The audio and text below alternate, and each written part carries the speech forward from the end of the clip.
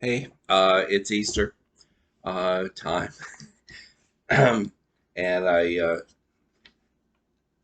just wanted to include something from a book my dad sent me because it's time for it. He handwritten book he wrote and sent to me for my 21st birthday. He passed away before my 25th, and I aspire to be able to write like my dad. He writes, "It's time to write about the crown and the cross and the lilies, but right now my mind turns to Phyllis.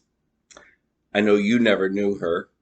That's not remarkable. Hardly anyone knew Phyllis. We were all too busy. Phyllis didn't actually belong.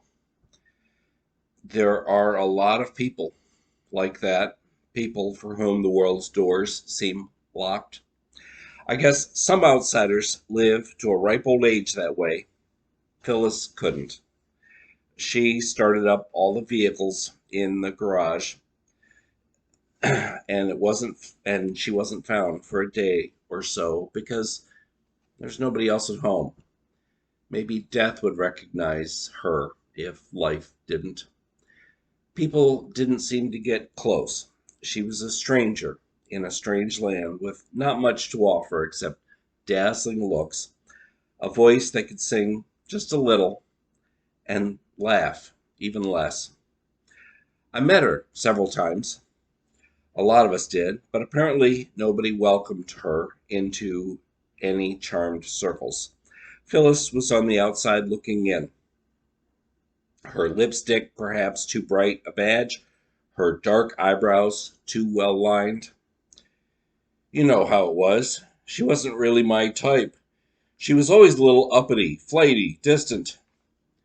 It's strange when I learned the news of her death, committing even then a sin the world cannot forgive. It was those of us who knew her that bore the stigmata, the nails of indifference bore through my palms, and a crown of shame settled on my head. I felt somehow that Phyllis had died of the love we don't own unless we give it away.